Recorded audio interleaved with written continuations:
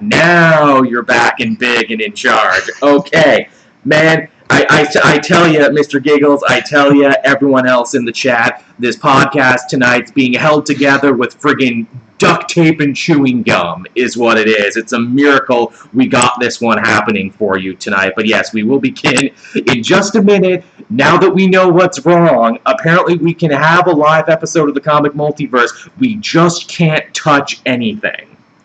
Yeah. Now, people who don't know, usually I record the video part of the show, and because I have two screens, it makes things infinitely easier. Mm-hmm.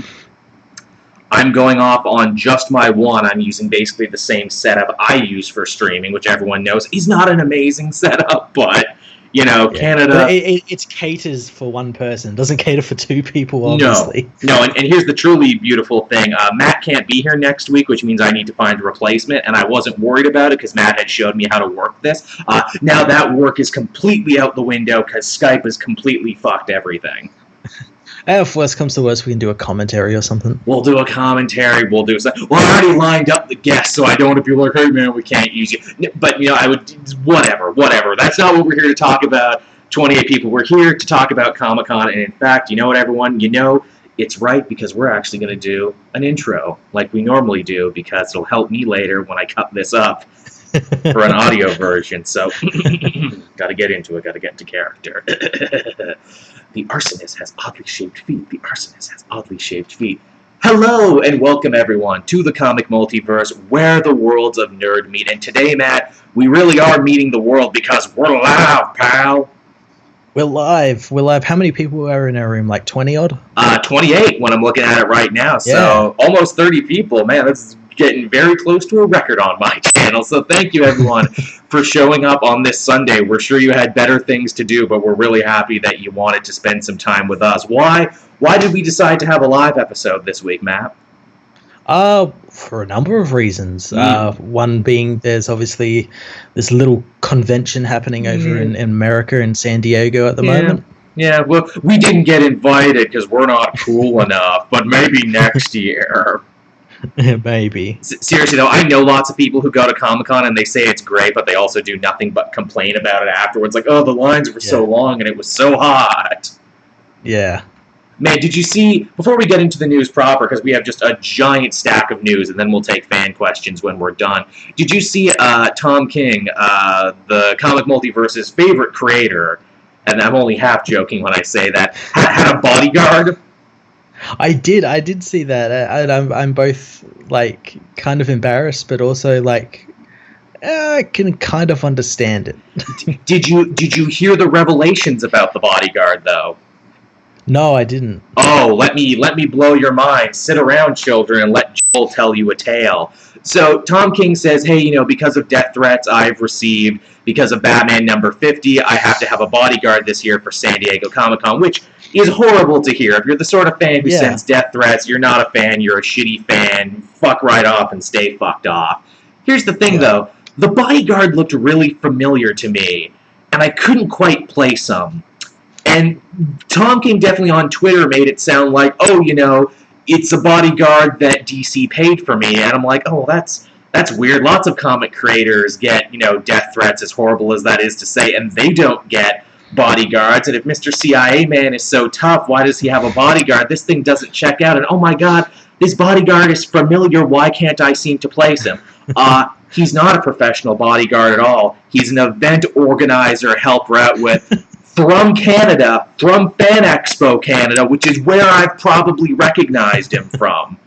So this bodyguard actually wasn't a bodyguard at all. He was just a con helper, to which Tom King kind of had to do a little damage control on later and be like, well, you know, my agent thought I really should have someone watching out for me on this one, so I got this guy. And I'm like, oh, so you made a big deal about nothing. It's like reading one of your stories. Art imitates life, and life imitates art. Do you just do this everywhere? Do you build up these expectations only for them to come crashing down? Oh my God. Here's the thing. He actually didn't show up at the con at all. He said he'd show up, but then he left them there and jumped off a roof into the night instead. I joke, but Batman from this week was actually pretty solid.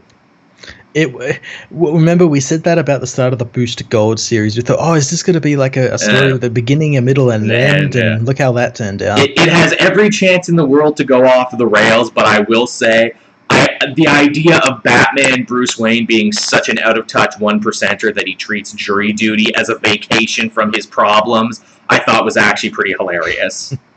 It was pretty hilarious. And I will even give him credit, too, for trying to meet it off at the past to be like, well, how could Bruce Wayne possibly be a juror in a Batman case? Batman saved his life numerous times. He's given tech to him.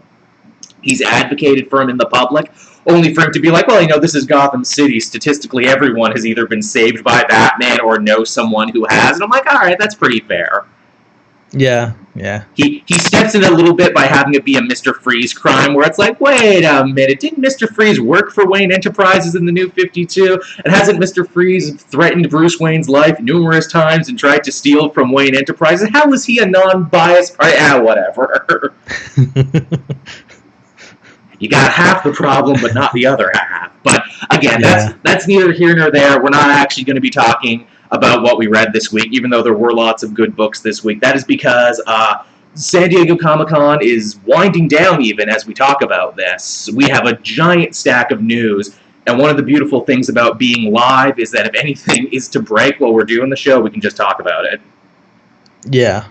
That's the best part about it. Now, before we get into this proper chat, do I sound okay? Do I look okay? Is everything okay? I know people saying Skype are fucking up, and that makes sense. It's Skype. It does. Okay. Am I okay, though? Because I don't want to keep going if I'm fucked.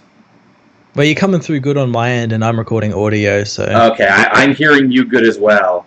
Cyborg Soldier is saying sound is off. Are you being real, Cyborg Soldier, or are you just fucking with me?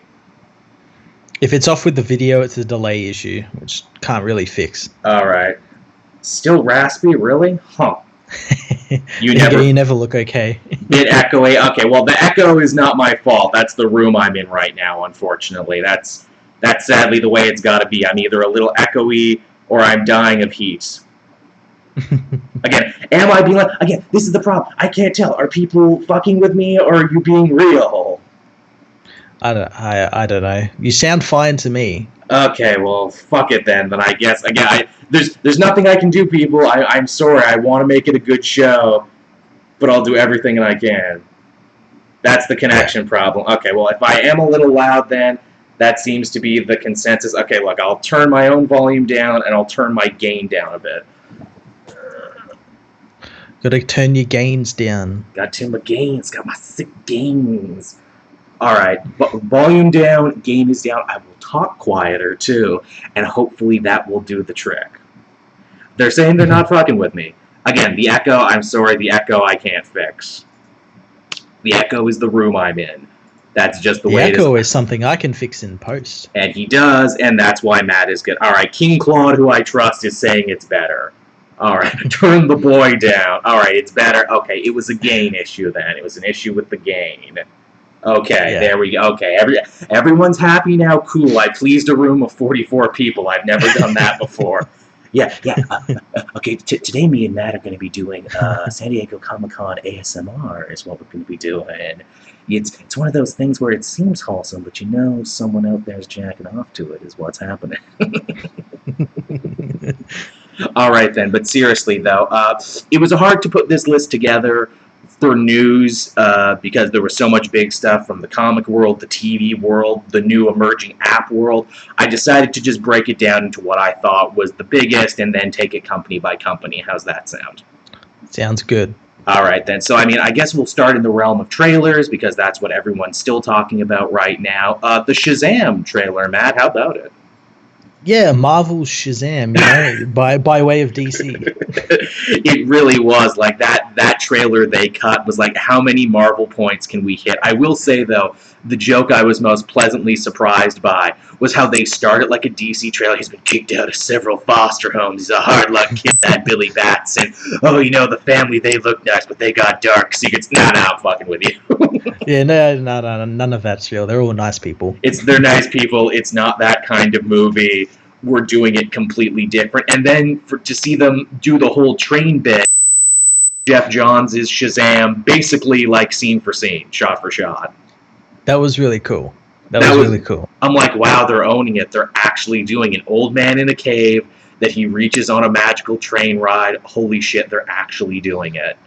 As I said when I saw the trailer, it's great when they allow like talented people like David Sandberg to actually do their thing and actually adapt these comics and not have to adhere to Snyder's weird, dark, and Randian fantasy. Yeah, and when they're not ashamed, that's what I really like about that Shazam trailer. It's like, wow, you guys are not ashamed of the material. It's a story about a little boy who gets like basically the powers of Superman, and he uses it to have fun and screw around. I'm glad you're leaning into that.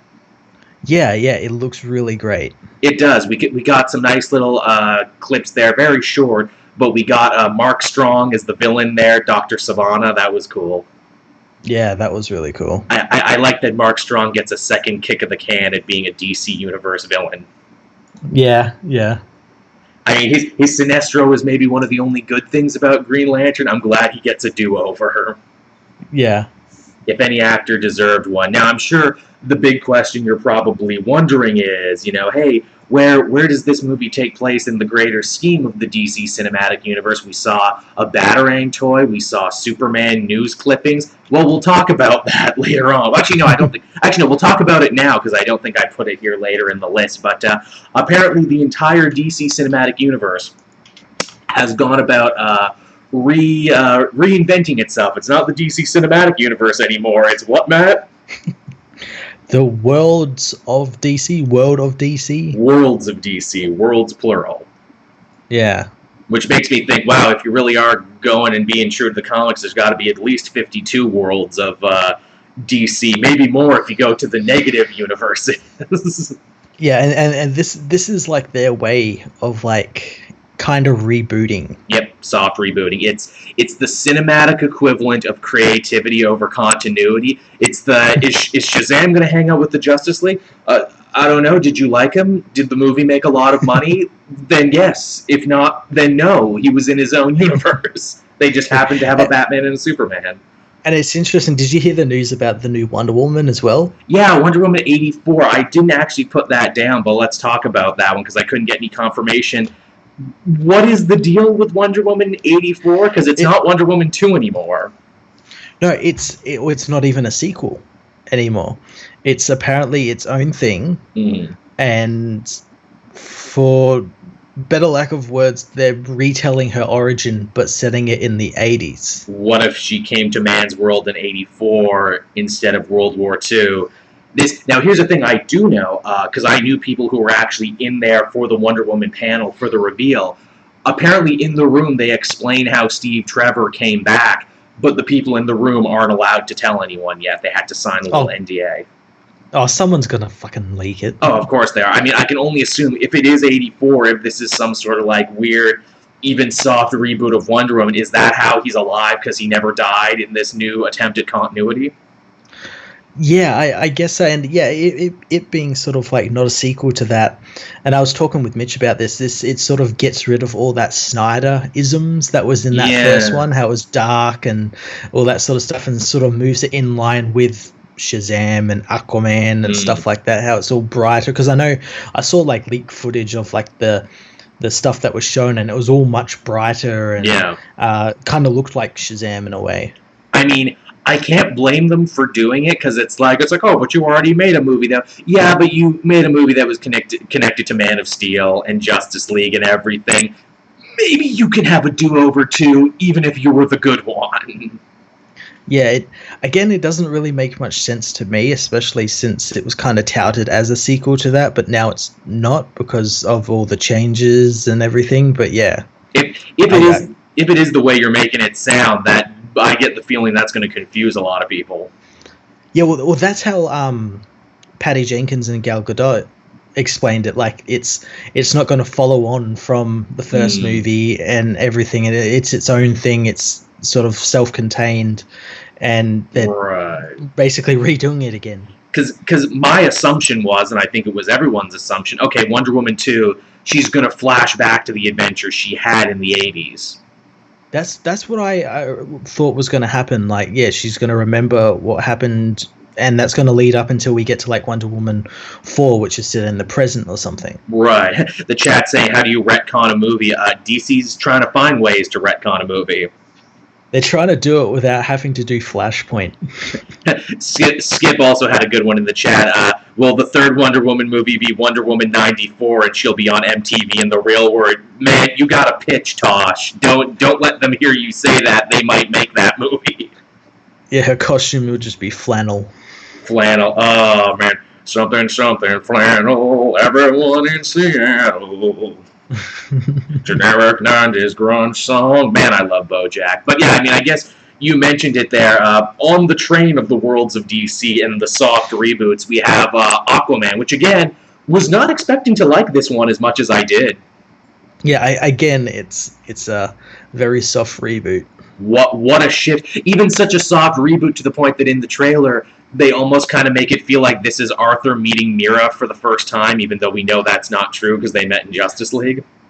Yeah, again, yeah, it's like it's going to be set after Justice League and everything, but yeah, it's distancing itself from that and acting like no one saw that, and rightly so. No one did really see it. It didn't make a lot of money. Atlantis looks different. Yeah. Everything is different. Yeah, Atlantis, like looks like you can actually see it. Yeah. Arthur himself is acting kind of different. He actually he's acting fun. Yeah, he's acting like he has a personality this time. Yeah. The only thing is, and this is probably just because of the trailer, I hated that like every other word that he said was something like badass or like an ass whooping or something. I hate every other word in this trailer from him was that. It's definitely, they are trying to sell Aquaman to an audience that doesn't like Aquaman, which is like 90% of people. Yeah. To which I hope they pull it off. I will say the thing I appreciated and the thing I was not expecting is that they actually put in this trailer a lot of emphasis on Aquaman's parents, which were a huge part of him in the comic, and I'm glad the trailer opened with it. Yeah, his parents seem to be involved in it quite frequently. We see scenes of him where his parents are still alive when he's an adult and everything. And we see his mom training him how to fight with a trident, and I'm like, wow, that's really cool. And moreover than that, I'm like, holy shit, did James Wan read the comics? Because it looks and sounds like he read a comic and knows how this goes. He allowed comics on set. Yeah, like literally the whole setup there where it's like, oh, you need to stop your brother Orm, who is king now, or else he'll destroy the surface world. Oh, that's very Geoff Johns. Oh, also trench monsters. Oh, that's definitely Geoff Johns' New 52. Also a whole scene in the desert where Aquaman's water powers are useless. Okay, you are just doing the Geoff Johns run now.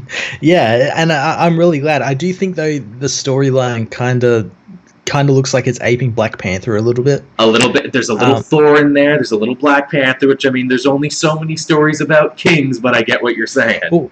Well, in saying that, like, what other better movies to take from? Yeah, I mean, if the work's already there for you, why not do it? Patrick Wilson, I actually thought looked really good as Orm. Yeah, he like comic accurate. Yeah. Same with Black Manta. Yeah, again, the fact that they made the Black Manta costume work on big screen at all is actually pretty impressive. Yeah, and he's got the laser eyes. He has laser eyes, and I'm like, man. Normally I'd complain and be like, isn't this a little overstuffed? Don't you have too many villains? Don't you have this, that, and the other? But again, I think I can actually see where it's going. Aquaman beats his brother early on. His brother hires Black Manta to set off the trench monsters, and then Aquaman has to stop all of them in conjunction. Yeah, all the war that all comes to a head, and he's got to fight for Battle of Atlantis or something. And I wonder, will they work in the New 52 origin for Aquaman and Black Manta, where it's like, Manta killed my dad. I tried to get revenge, but ended up killing Manta's dad by accident, and now we have like this, Shakespearean blood feud. I have a feeling that Aquaman's dad is going to die in the movie. And there'll be a mystery, and then it'll be like, oh, Orm killed my father. No, it was actually me, Black Manta, who did it. Yeah. I hate you and your fish powers. One thing that is goddamn hilarious, and I'm amazed no one bothered to mention this yet. So, Aquaman's dad, Thomas Curry, who's, a pale-faced New England lighthouse keeper, his mom, who is, another fair-skinned, blonde mermaid woman, they give birth to super dark-skinned Jason Momoa. No, well, it kind of makes sense in this because they cast Morrison as his dad. Right. And he's New Zealand. He's the guy who played Jango Fett, and funnily enough, Abin Sur in Green Lantern. Oh wow, man! Everyone's getting a second kick. Okay, that makes sense then, because I'm like, okay, I mean, like Jason Momoa, love the guy. He's very distinct looking, is the thing. Yeah. This ripped Polynesian god, this Maori brought to life over here. But yeah, Aquaman looks surprisingly good, and I hope it lives up to it. I hope this and Shazam live up to it. I have my fears and reservations, as I'm sure you do, Matt, because it's like, here's the thing. We've seen DC film trailers before, and I think we can agree they all looked good until you saw the movie.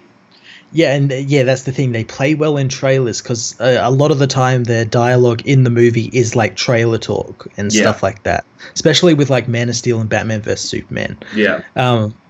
So yeah, I'm wondering how it's going to play out in a 2-hour-long movie, whether it will make sense or, is good. But I think it will be. I know at least Shazam is probably going to be a lot of fun. Yeah, most definitely. I mean, more power to them. And, it's really interesting that, the live-action movies seem so much to get their shit together this year and really try and find a tone and a direction and a vision that isn't, as you said, Scott Snyder era, doom, gloom, sadness, Randian philosophy. But then we go over to the TV shows, specifically the app TV shows, and it felt very different, didn't it, Matt? They've moved that to TV. They moved that sensibility to TV. We had, of course, Teen Titans, or should I say just Titans, or as the internet was sure to call it, fuck Batman and Friends. Yeah. I did not like this trailer. No, this seemed wrong-headed. It seemed all over the place, and I feel vindicated in saying, why did the Teen Titans comic book get so dark and gritty and mature for no reason? This is why. This was the reason. This is the sole reason why. This is the sole reason why, and I ask why. I do as well. Like, was it because like this show was originally being developed when like Man of Steel and Batman vs Superman were like big things and everything in like the fandom and everything, so they just sort of translated that over into this, or it feels like such a weird leftover. It feels it feels like 40-year-old men trying to write what they think teens will enjoy, and it's like, well, teens hate their parents, right? My children hate me. Yeah. So let's do that. Kids like things that are edgy and what say the F word. And, this ain't your Teen Titans Go. Everyone talks about how much they hate the Teen Titans Go. Well, let's do the opposite. Yeah, and that's like another thing. Like, Teen Titans, when you see that, they're a bunch of teenagers. So you sort of think, oh, well, like, their demographic, the people who read them are teenagers. Yeah. Oh, we'll make the show R-rated. Yeah. It's like, what are you even doing with that, which is hilarious because we'll also talk about Young Justice, the other app show. That also seems to be skewing a little older now to the point where many of the characters became adults in between seasons. Yeah. It seems very funny. I don't know what to think about Teen Titans. It's weird, too. Dick Grayson seems to be a cop in this show, which he was in the comics. But what a weird snapshot of his life you're choosing to show. It's like, wait, are they making Dick Grayson a cop in this because of Robin Blake from The Dark Knight Rises? Is that how long this has been in development for? Oh shit! Do you reckon this Titans is meant to sort of like be kind of like a follow-on from that, and like his Dick Grayson was meant to be that Robin? I'd believe anything. It just looks so wrong-headed. It's so wrong-headed. It does. What if Dick Grayson swore? What if Starfire set people on fire? Yeah, well, what if Dick like killed people? Oh, which I like. Didio had to come out and say, no, he didn't kill someone. He just stabbed him in the sternum, and he fractured his neck, but he didn't break it, despite the very loud crunching sound we heard of him walking on his neck. What about all those guys he shot? They lived though. They were non-lethal shots, and like the fact that you had to come out and tell me that is very bad. Yeah, and even like the effects and everything on the show look horrible as well. Like CW shows have better effects. They've gotten better because they've had more time to work on it. Yeah, but this one, and like people keep saying, like, "Oh, we're going to see Sapphire like look like her original." I'm like, no, we're going to have some shitty After Effect plug-in where like she looks like she's on fire.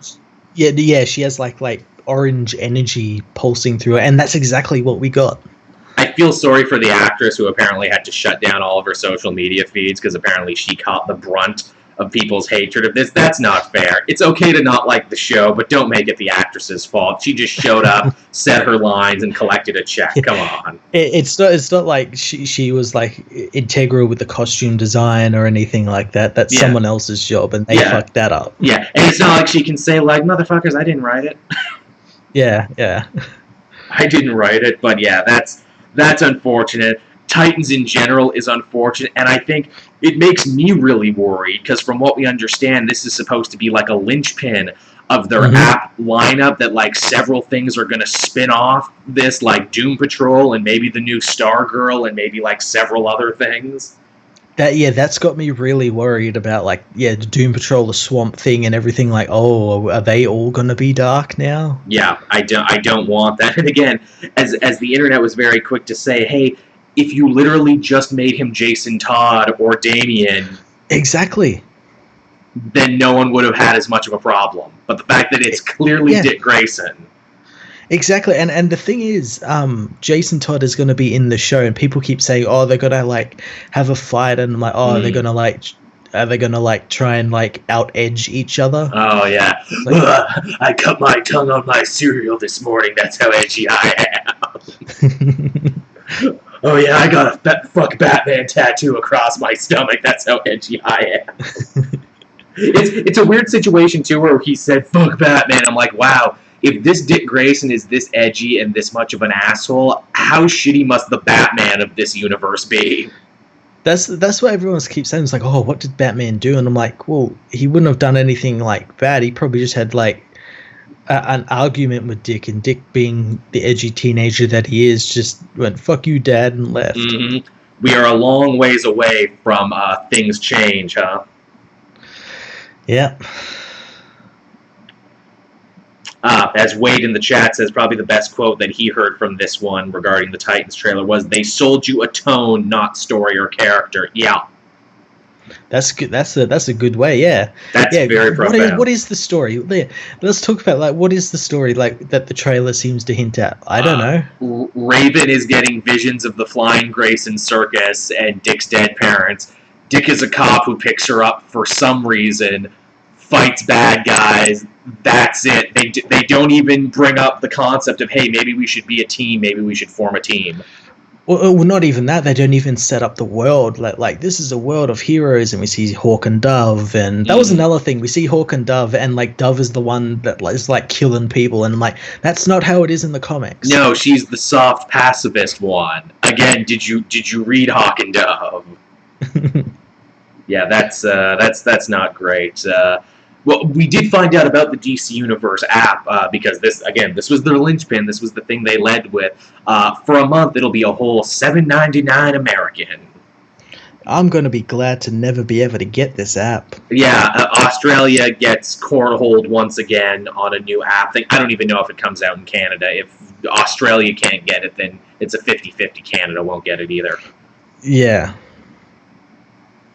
So that's a thing, but what else did we have going on from here? Well, I mentioned Young Justice, so I'll move a story up. Let's talk about Young Justice Season 3 there. The trailer was interesting because it was half trailer, but also half here's everything you missed in Season 2 because we've been gone for so long you probably forget.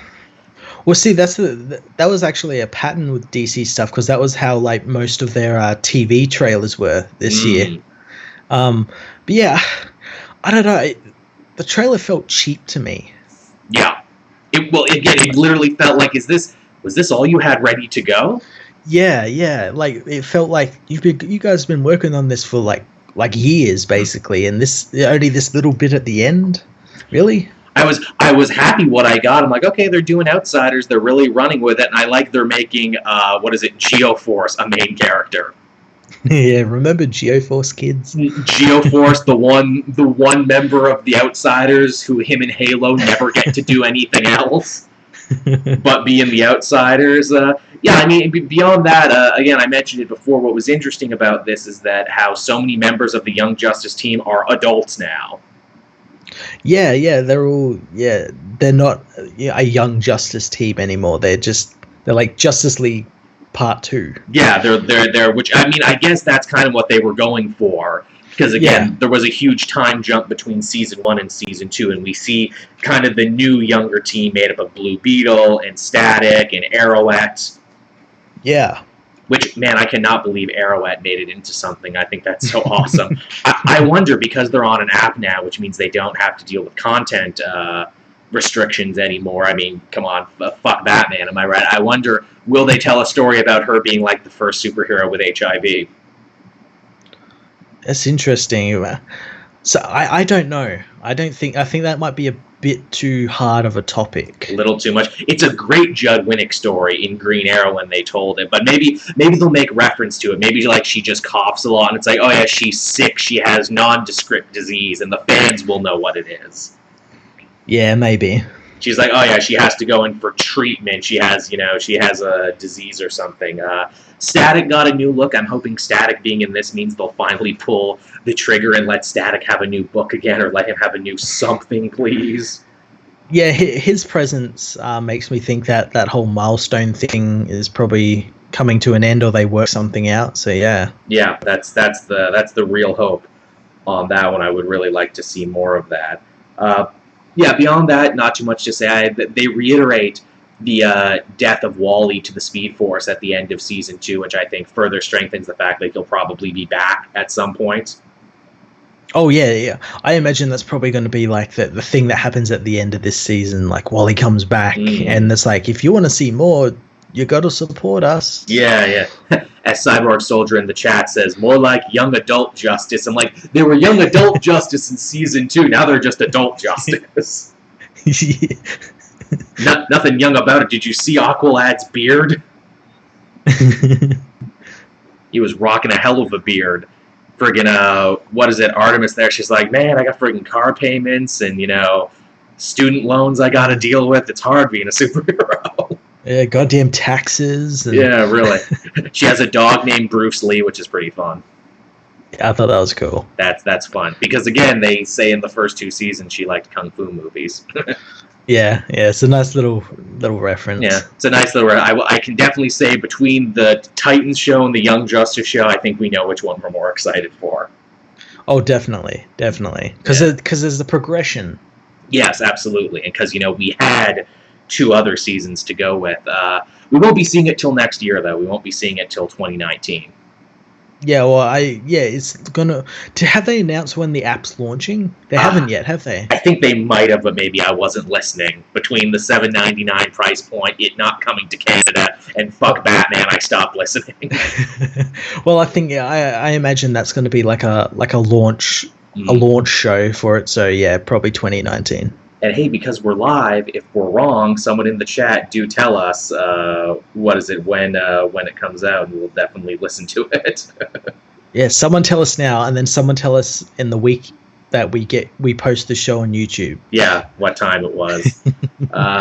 Now, here's the thing. Obviously, we have lots of nice topics to talk about and lots of fun stuff to talk about, but I figured it would only be right if we talked about one of the more serious things that went down this week, completely removed from Comic-Con, but something that requires talking about. James Gunn will not be returning for Guardians of the Galaxy 3, and that is because he was fired over the week. Yeah, very, very fast and, to me, very confusing. Very confusing. It was... again, I mean, there's no way to dance around it. Gunn was the victim of a right-wing smear campaign by a bunch of what articles dubbed conservative journalists, but they're not. They're trolls. They're all professional trolls who do shit like this all the time, who angry at Gunn for daring to offend the cult of the orange shit goblin in chief, President Grab him by the pussy, I believe you know who he is, decided to make it their mission to take him down. So they dug up a bunch of rather offensive jokes he made from 10 years ago, which he apologized for and used that as grounds to get him fired by the Disney company. And this makes no sense for many reasons, does it not, Matt? No, one, they're 10, 11, 12 years old. Two, he's apologized for them twice before. Yes. Both around the time Guardians of the Galaxy 1 was coming out, or just before it. Yeah. So, Disney knew about all that sort of stuff. He's also been on his best behavior, too. It's not like he got fired for something he said that day. He got fired for something he said 10 years ago, just because people didn't like him and wanted to drag his name through the mud. It sets a hell of a precedent, Matt, because God help you or I, people wouldn't have to look back 10 years to say some shit we said that we don't agree with anymore. And that's the stupid thing. There should be a statute of limitations on that. There is for James murder. Gunn said 10 year ago, James Gunn isn't the James Gunn we know now, and he said as much as well. Yeah, his brother, of course, Sean Gunn, came to his defense. Dave Bautista, who plays Drax, really came to his defense. There's a whole rehire James Gunn petition going on right now. I don't think it'll actually do anything, because I don't think any online petition does anything, but it just seems super unfair is what it really is. Yes, what he said was wrong, it was shitty, it was stupid, but it was 10 years ago. To say an old quote, why are you bringing up new shit, or why are you bringing up old shit? To which I'm sure people are like, oh, well, they fired Roseanne Barr for saying stuff. Yeah, Roseanne Barr was racist that day and was racist 5 times before that. Yeah, ever since those comments, James Gunn hasn't made them. And to be fair, people should have realized the guy worked for Troma before this, so he's got to have a warped sense of humor. The dude wrote Romeo and Juliet, a movie about murder and incest. Yeah, so did they not expect that to be part of it? It's very, very strange. It kind of sets a precedence, now they can't really pick and choose. So if he gets fired, so what about these other directors that said stuff like that 10 years ago? Yeah. I mean, can they get fired now? What about actors? Hey, Robert Downey Jr., did you know he had a drug problem many years ago and said and did a lot of stupid shit while high? Should you fire Iron Man now? Yeah, exactly. And it's worse. Ben Affleck has problems with alcohol. Is he going to be fired? Although in saying that, he's probably not going to be Batman anymore. He's basically already quit. It's so stupid, too, because the people leading this charge were, I don't think, telling tales out of school, the worst kind of people who were leading this charge, who have no moral standards of their own.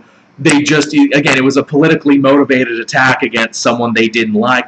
And I'm a little pissed at Disney for capitulating. And here's the thing, too. If I was Gunn and they're like, oh, we're sorry, we made a rash choice, it was Comic-Con, we couldn't afford any, screw-ups this week, we want you back, I'd be like, no, I made you 2 great movies, I went to bat for you on numerous things, and you guys didn't have my back on this one. You didn't vet the whistleblowers in this situation. Fuck you, bye. Yeah, they just gave in. I don't know why. Yeah, for ridiculous reasons. And I mean, look, James Gunn will be fine. I'm sure his next project will be huge because he's James Gunn. Well, apparently he was meant to be announcing something at San Diego Comic-Con, but I don't think it would. I don't think it got announced or something. Right. Which I just remember the week before Comic-Con he posted something up, something was going to be announced. Right. Which again, I'm sure Guardians 3 will be fine. There's lots of great directors Disney could find. Heck, some people already floated around hey, maybe Taika Waititi would like to take a shot at this. That'd be pretty cool, and just incorporate Gunn's story. Yeah. And that's another thing. Would Gunn's, because he actually just handed in a script. Yes. Would that script be used, or would they go back to the drawing board or something? Yeah, it's really weird. And again, too, you want to talk about the hypocrisy of Hollywood and Disney in general. They also had the whole Harry Potter thing as well, and they had Johnny Depp come up on stage dressed as Grindelwald. Hey, Johnny Depp, you're at the same show as your wife, who has a restraining order against you, because it's implied that you hit her, and they're still working that out. So possible wife beater was fine, but guy who made tasteless jokes online was not okay. Yeah, and that Johnny Depp stuff is more recent than 10 year ago comments on Twitter. Mm. Yeah, so I mean, we'll just leave that story there. It's uncomfortable. It's not nice, but we just wanted to bring it up. I will, however, turn things over to Matt because I'm sure he has a lot to say on this. Out of the blue and very unexpectedly, it was announced, "Hey, Clone Wars new season coming to the brand new Disney app. Get hype." Well, it wasn't really a surprise to me. I knew something like this was going to be happening anyway. I was expecting them to talk about Resistance, but they had this. No, it was announced at a 10th anniversary Clone Wars panel. Oh. Yeah, we're getting, I guess, like season 7. It's a 12-episode season. A lot of people just expected they're just going to do like a movie, like the Siege of Mandalore movie or something. But no, like a full season, full 12 episodes. Cool. And it's going to apparently incorporate when the show actually ended, they released like little half episodes, like things. Yeah, I think they're going to incorporate the stories from those as well. Mm-hmm. So like Bad Batch, which is one everyone really liked, I really liked. They're going to incorporate that. That was the clones that came out half baked, right? Yes. And yeah, Siege of Mandalore and a bunch of other stuff. And they also seem to like the little snippet we got of the footage and stuff looks like new like character designs and everything. Yeah, right on. I'm excited for it. I know you're excited for it. More Star Wars. Yeah, I'm really excited for it. No word on when it's going to be coming, but it's coming with that Disney app. Right. Okay, people are saying in the chat now they can't hear us. Again, is what they're saying. Ain't that always the way? Okay, working on issues. Again, everyone, for anyone who can hear us, we promise up and down. If you can't hear us and if there is a problem, we are recording an audio version of this one that will be fine and good and backed up and everything, so be ready for that when it happens. Yeah. All right. Here, again, just here, let me friggin... Again, is there a problem? Or something, right? I sure they can hear our voices, but apparently the video has gone away. Oh no! Darn, oops. Which video? My video? No. Like the whole video, like the all of video has gone away. Oh no! I know. Oh, okay. Hey, wait. We came back. Maybe it was one of my problems. I don't know. Also, Wade now saying it happens to every video he goes to. Well, don't freak us out like that, Wade. We don't know what we're doing. Don't say things like that. Only don't be the guy who cried. Stream issues. Because we don't know what we're doing, and we could easily fuck it all up. We don't want to, but yes. All right. So with that out of the way, I guess we can hop into the next topic, which is is the problem? Can I not have my little sheet up and have this up at the same time? Does that cause a problem? The next topic was the Stargirl series, which we kind of talked about a little bit with the app talk. Yeah. Thankfully, Matt has this too, so we can work through it on his end as well. Yeah, the next topic, though, is the Iron Fist Season 2 trailer. Yes, we got a little teaser, that just a taste of Iron Fist. It was Danny beating some people up in the street. What more could you want? But there was a little more we got from that one, which I was impressed of. We got a look at the costume, but it wasn't Danny wearing it. No, it was it Davos? Davros, yes. The Steel Serpent, he was wearing it.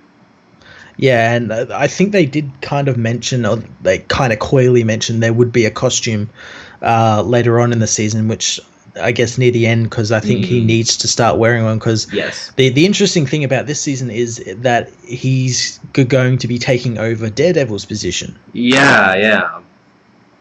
Seeing as Matt Murdock kind of died at the end of Defenders, and so someone needs to help out Hell's Kitchen.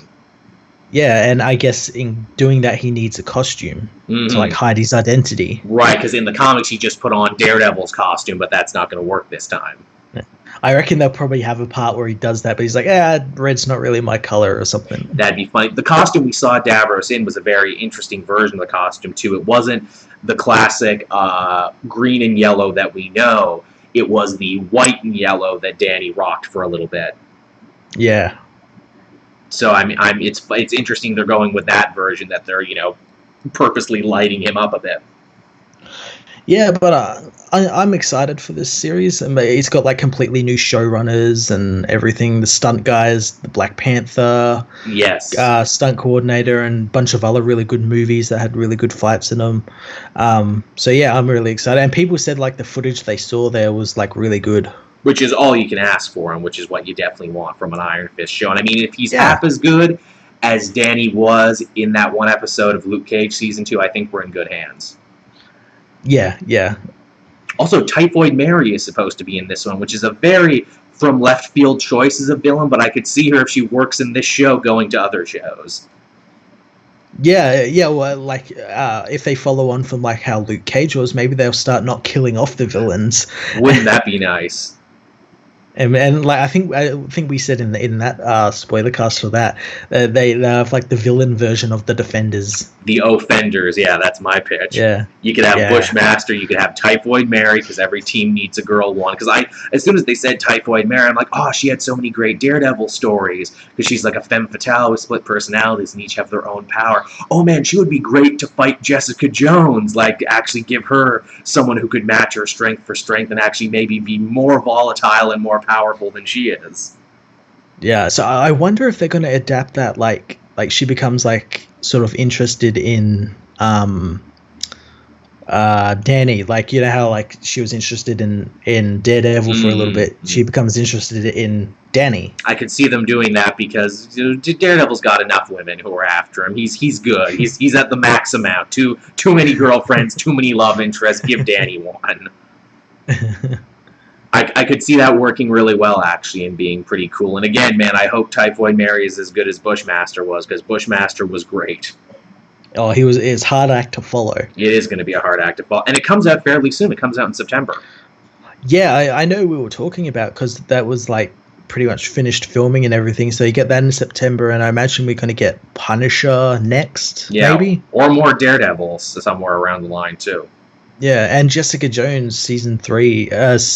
Season 3 is filming at the moment. Yeah, well, they're coming out quicker and quicker. Yeah. But yeah, so good on them for that. What else did we have, Matt, after that? After that, we had more comic book news, and that is Geoff Johns' Three Jokers book got announced, and it's Black Label. Yeah, that's cool. I'm glad it's real. It's nice to see taking a step down from the top job. Geoff Johns can write some more stuff, but at the same time, it's like, wait, I thought Black Label wasn't going to be continuity. I thought that was going to be more adult stories where people can do whatever they want. Apparently, this is going to be Black Label, and the rumor is Azzarello's Suicide Squad, when they announce that, will also be Black Label now. Well, see, I think it works on two levels. I think it is that, like, it allows creators to do whatever. This one's going to be in continuity, but because Black Label, I don't know whether you heard, it's going to be in prestige format or something. Yeah, so they're going to be big. It's bigger, so maybe that's, like, why they're doing it in Black Label. Like, it's a special comic sort of thing. It's still in continuity, but it's special. I imagine if they had Black Label around now, we'd have Doomsday Clock in it. Yeah, is kind of the thing. It's very strange. It feels very much like what Marvel did with Marvel Knights back in the day. Yeah. Which is funny that we should say that, because we'll be talking about Marvel Knights later as well. Yeah. It's funny that should happen. But yeah, I'm glad to see Three Jokers come out, but I hope they clear up the continuity issue. I hope it's just like, well, because it's a story about the Joker, we want it to go a little darker and a little more mature. It's still continuity, but it's on its own, because I feel that, again, might confuse people and might tick them off, where it's like, wait, to know what's going on with the Joker, I have to read this other book in another imprint. Yeah, I know people were visibly confused when they announced it. Yeah, most especially because we've had like build up in continuity through like Batman and everything. And then speaking of that, like the Three Jokers we have on the cover, one of them isn't the Joker that was recently in the Batman issues. No, and in fact we don't see white suited Dark Knight Returns Joker either, who was very early on implied to be part of this. Yeah. So it's strange. Very strange. So the Three Jokers may very well have changed since last And there's the one that's in Justice League at the moment as well. Who also doesn't look like any of the other Jokers we've seen before. Yeah. Yeah. To think one little clown character can be so complicated in his own weird way. What else did we have after that, Matt? Well, sticking with Batman, we have Peter Tomasi and Dud Manke taking over Detective Comics in issue 994. Which, again, when we talked about our leaks for DC Comics last week, the leak we read said that it was not going to be till issue number 1000. Maybe that was what's going to happen, but they moved it up. Maybe. I'm really happy. Those leaks are starting to bat like a couple of them have come out as true. As we go down this list, more will be revealed to be true. But yeah, this is really good. This is really good. So happy to see Tomasi go somewhere. And Detective Comics needs it right now because it's in such a weird continuity state where it's like, hey, remember when we told one solid story? Yeah, now we're just going to let writers have an arc and do whatever they want. Yeah, this looks like it's probably going to be like a good long while with him on the book, I think. I hope so, because he's just such a great talent, and DC would be ridiculous to not let him do something big for him. Again, I wonder if the rumor remains to be true that this will be about a globe-trotting Batman fighting the League of Assassins. I hope so, and it looks like he's going back to his old costume as well, which, yes. which funnily enough, apparently really pissed off Greg Capullo. Really? Did it now? Yeah, because it gets rid of his design. Right. Come on, Greg. You had a good run. Everyone knows you're a great artist. He had it for a long time. Superman got his trunks back. Let it happen. Just let it happen. No costume stays forever. No. He's got to realize, especially in a DC character. Yeah, no costume stays forever. You did good. You got a lot of merchandise rocking that version. It was time to go back to the old one. Yeah. But yeah, so that's good.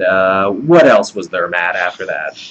Well, we're getting more Dark Knight's Metal with a Batman Who Laughs mini-series from Scott Snyder and Jock. Yeah, I was not expecting this, but apparently Batman Who Laughs was the biggest breakout character of Dark Knight's Metal. People just can't get enough.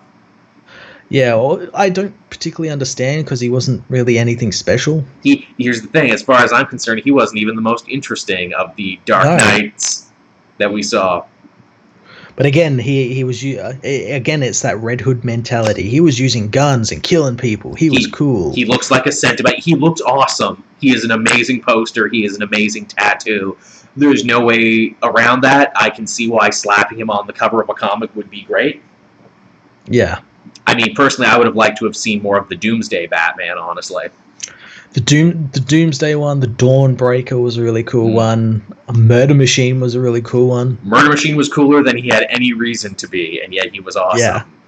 Yeah. Because he was all like, Borg, assimilate, all will become Batman. But yeah, 6-issue miniseries, no idea what it's about, but it's happening. Yeah, I guess he was in... Is he in the Immortal Men recently or something? Yeah, apparently. As like an antagonist or something? He's still kicking around. Snyder still has stories to tell with him, so alright. Yeah, well, I heard they're all coming back for the new summer event or something. Them, the Omega Titans, the Totality, all that's coming back. I'm like, oh god. It's a good time for Justice League. It's a crazy time too, where it's like, hey Scott, remember when we just let you have some of the toys in the toy box? Now you get every toy in the toy box.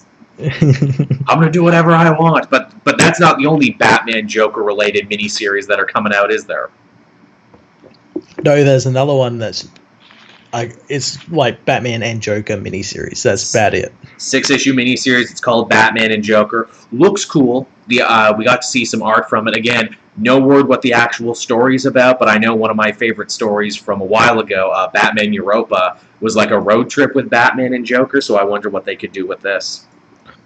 Yeah, very interesting. And again, I don't know whether it's a black label or whether it's in continuity or whatnot, but yeah. It looked to be in continuity, but again, it looks like they're just throwing more and more things in black label as it suits them.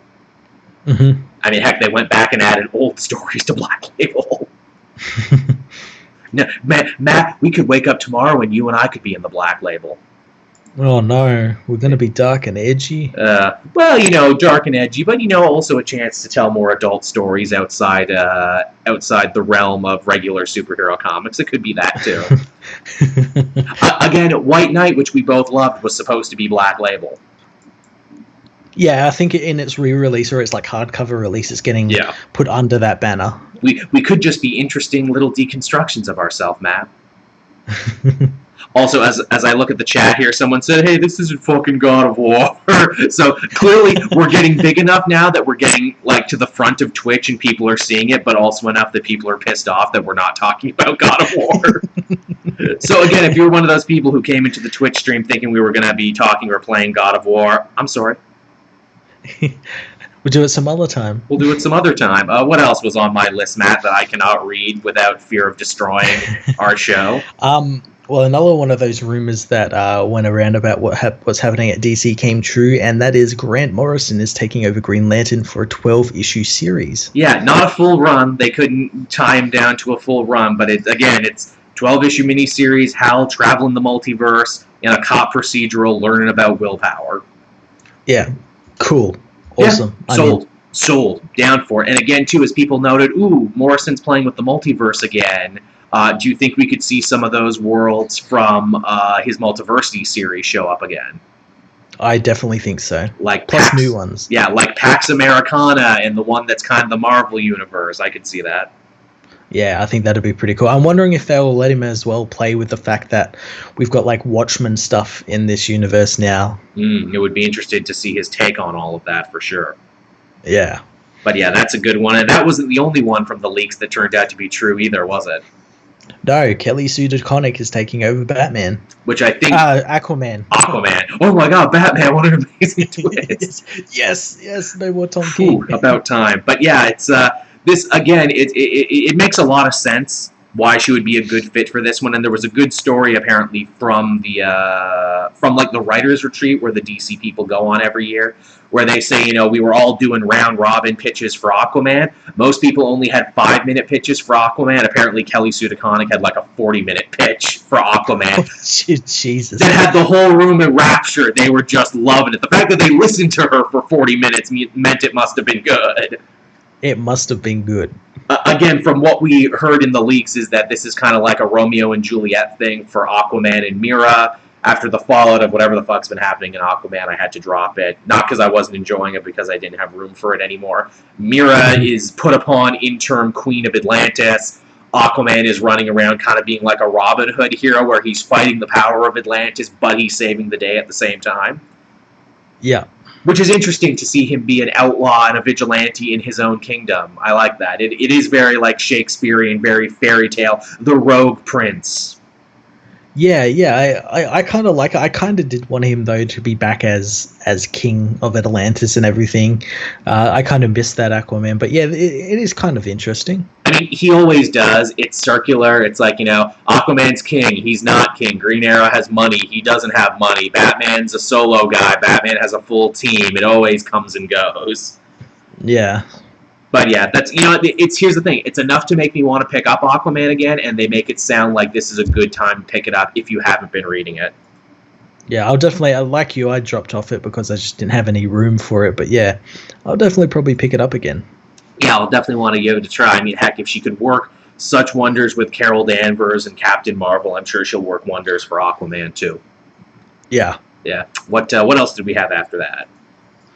We got a new Shazam series to coincide, obviously, with the movie from Geoff Johns. Yeah, which, again, they make a point of saying picks up from where his New 52 run left off, so here's hoping you read his New 52 run. Yeah, this is like volume 2 of that. That's how long he's been working on Shazam. That's how long he's been keeping that family of characters in a death grip and being like, no one can touch them but me. Yeah, but we've got this really great story with him and Superman. No. Me. I can't do it because I'm too busy running the company, but when I'm done, as soon as I'm done running the company, I will tell this fucking story. Yeah, and then I'll do it after Doomsday Clock is nearly finished, but we might push back issues again. I don't know. Yeah, I don't know, but you're going to get it at some point, I promise. You're going to get it, damn it. Yeah, I'm excited for it. I know our longtime friend and fan, Tevye, with all this good Shazam news, I'm sure he fainted from pure joy this week. Oh, I'm definitely sure. Yeah, like when this news hit, where it's like, oh, he's getting a comic, that's nice. Oh, wow, the trailer looks good. Hey, does someone want to check on Tevye and make sure he's okay? He may have jumped so high with joy, he may be stuck in the ceiling.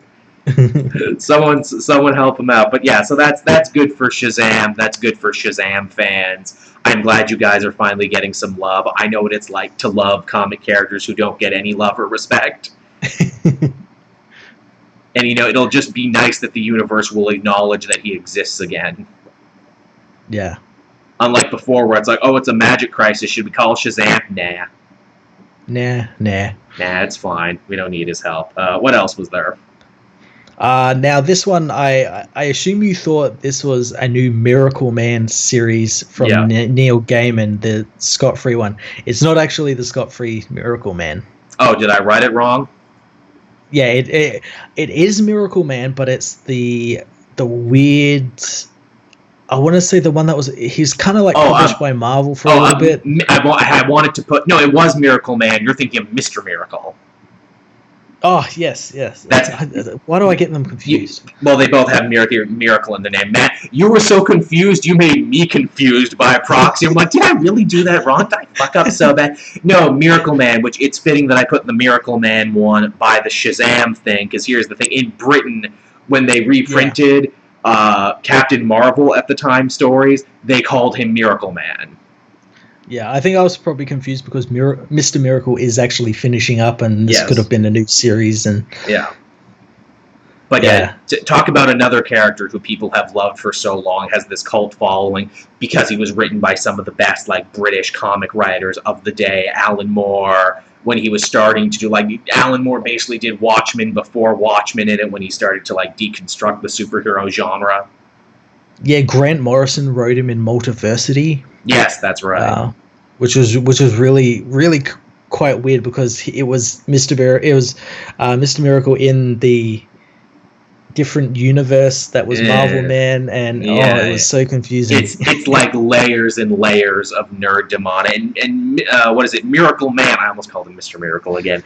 Yeah. Miracle Man is also very interesting too from a legal standpoint, because his rights have been tied up for an eternity over who really owned them. Neil Gaiman wanted to own them, but Todd McFarlane, everyone's favorite Whitby creator, he used his Spawn money to buy it back in the day, and he was using that as leverage for other business dealings. But then it was ultimately revealed in court when Gaiman sued him over other stuff that maybe he didn't actually own as much of Miracle Man as he claimed to have owned. And it was this whole big litigal nightmare for years. But it looks like it's finally been fixed now, and it looks like, yes, you're going to get new Miracle Man stories. And again, too, if Gaiman owns it, is he going to stay in his own continuity? Or, as people thought with Angela back in the day, could Miracle Man cross over and become a Marvel character?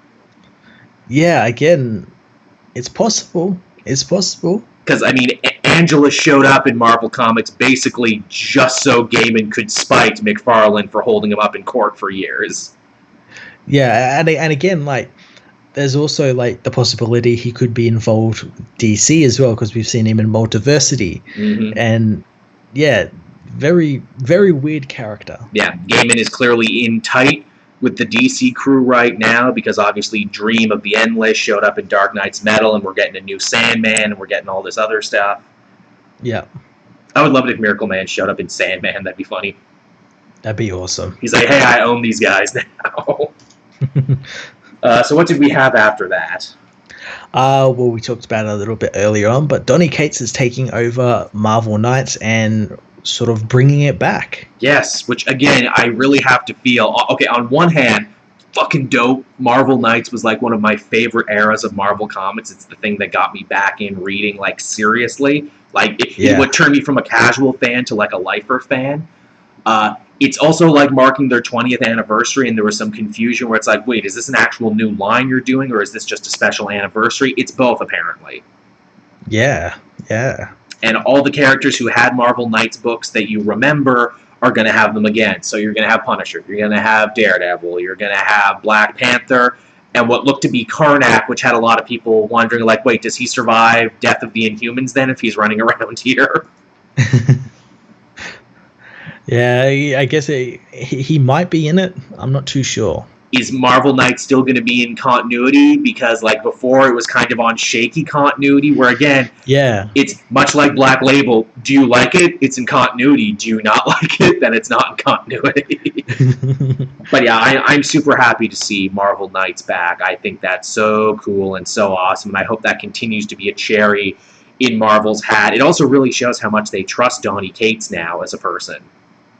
Yeah, he's kind of like kind of taking over, and he's kind of fitting into that role that Bendis had at Marvel for a little bit there. Because that was Bendis's baby. That was his first major thing. Bendis and Palmiotti. People forget Palmiotti was there too, but that was their thing where they're like, look, Marvel, you're fucked right now. This was like years ago when they were fucked and in trouble. You're staring down the barrel of bankruptcy. Give us these books. Give us these characters. Joe Quesada will use his connections in the Hollywood world, and we will save your publishing company. And they did.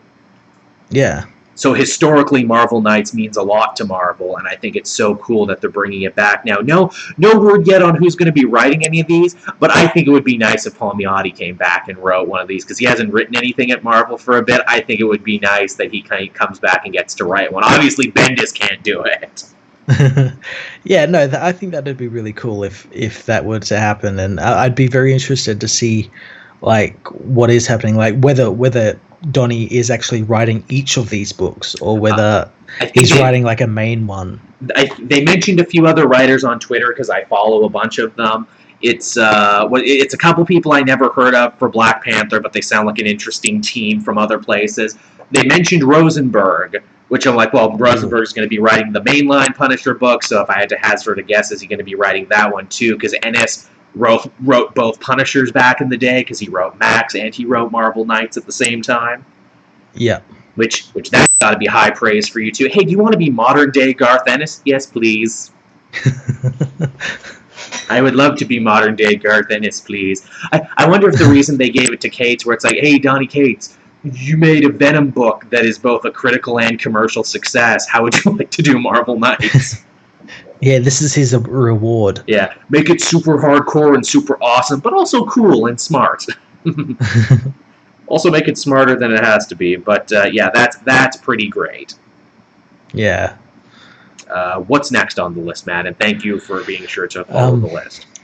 Next we have kind of a little thing, which is a Luke Cage, Iron Fist, and Daughters of the Dragon digital series. Yes, this was very unexpected. This isn't getting near enough play as it should be, but yes, these characters who don't have books right now are getting books. They're going to be digital. There's also a Kelly Thompson written Jessica Jones digital book that got mentioned last week, and a Cloak and Dagger digital series from Hopeless. So they're building actually one hell of a digital lineup right now.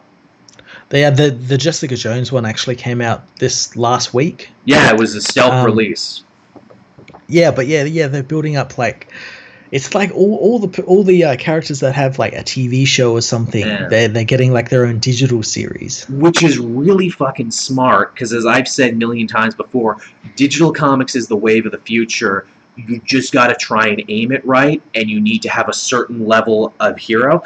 I think with these more street-level TV-adjacent heroes, they finally cracked the code on this one, where it's like, look, Luke Cage and Iron Fist, great. They don't always need a book, but a digital series is good. We'll save money on that one. And if they were really smart, you know what Marvel would do? Hey, you just finished Season 2 of Luke Cage. Did you like it? Continue to read his adventures here on this digital app. I was just about to say they could like incorporate it some way, and it's like, yeah, if you liked Season 2 of Luke Cage, come read the comic. Because again, it's right here. It's reaching out to people who don't normally read comics, and I think that's such a fucking smart idea, and I really want to read all of these. Yeah. And again, I hope they use the Injustice model. Keep them cheap, keep them frequent, because that's the other thing that worked in Injustice's favor. Oh, this comes out once a week? Cool. Yeah, it works really well, and I know, like, on top of, like, digital sales, it does really well when it's, like, collected every 5 or 6 issues. Yes. If they use that model, I think that would be perfect for these books. Yeah. I'm really confident. I will be watching this very closely, and I really hope this succeeds. Yeah, I do as well. Yeah, it's really great. It'll be good for everyone. It'll be good for comics in general if this model succeeds. Yeah. Now, what else was there going on, Matt? Well, these two stories we can kind of talk about together, because first up we're getting a limited X-Men series called X-Men Black. Yes, I thought it was a brand new book, but it's not. It's actually like a 6-issue mini focusing on a different X-Men villain every issue.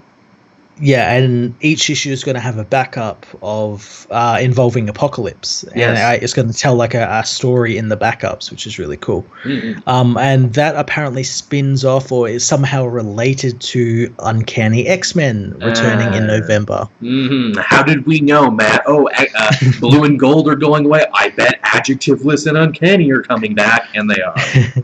Yeah. Uncanny, which they were very coy about it on social media. They're like, yep, coming back in November. We have a creative team.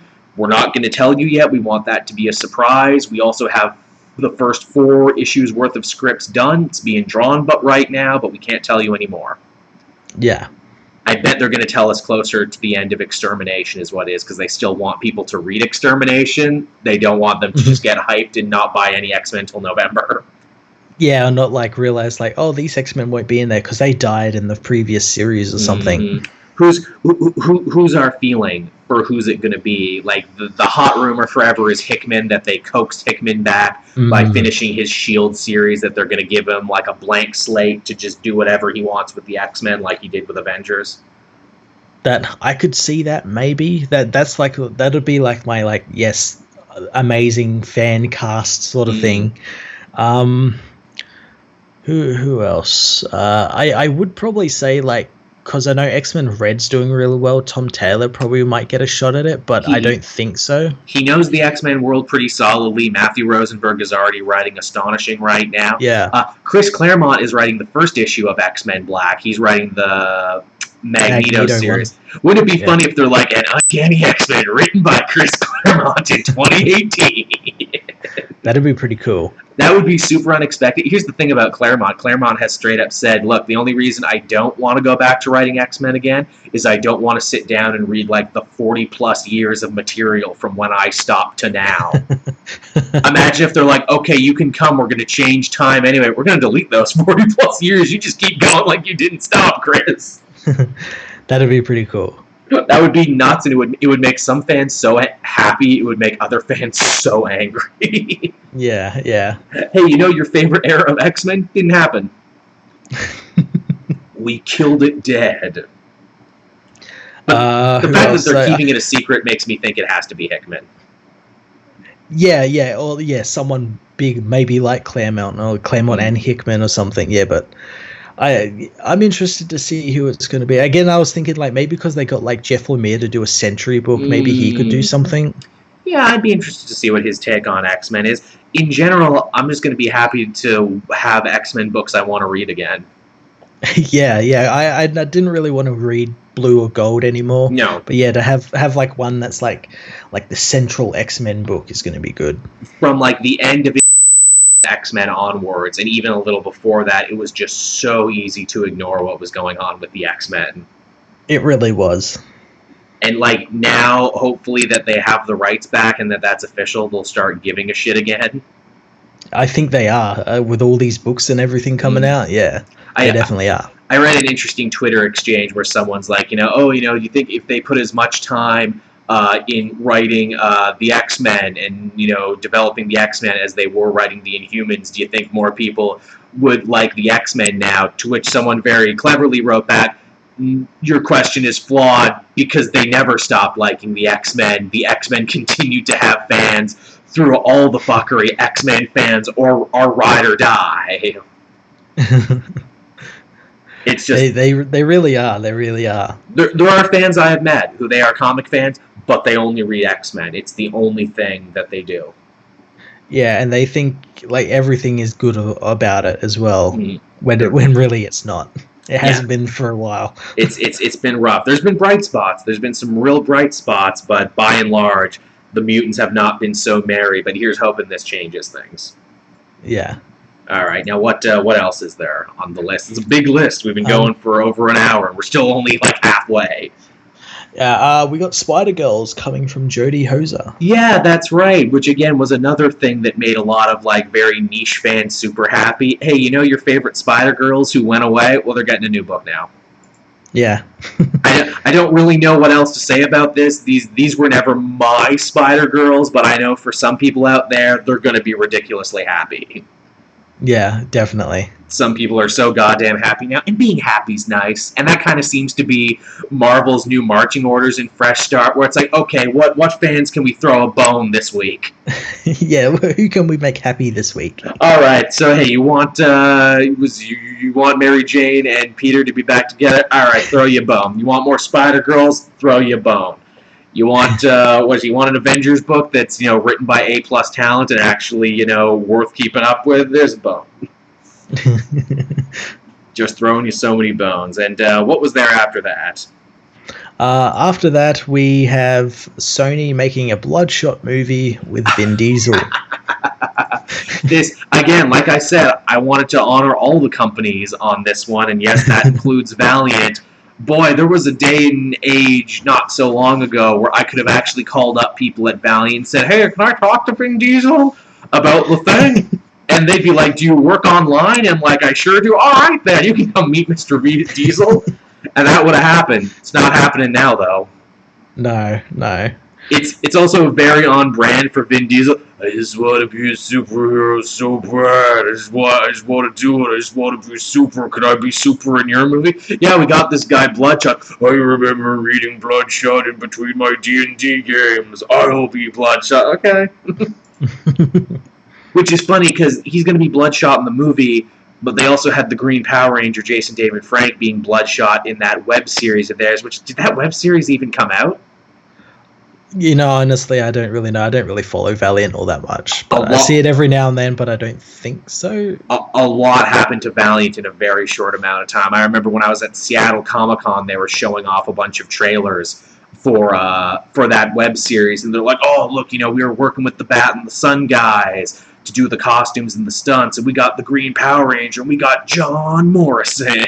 And it's like, isn't this great? And I'm like, yeah, it could be cool. And then I don't remember if it ever came out. Then they got bought out by Chinese interests, and all the people who I knew who worked there don't work there anymore. I'm sorry. Sorry, Josh. I'd say sorry everyone else, but I know they're like friggin' millionaires and they're fine. Yeah. They're fine. They have many other interesting endeavors that they're working on right now. I'm sure they're being super happy and super well taken care of. But yeah, is that everything? Was that the whole list?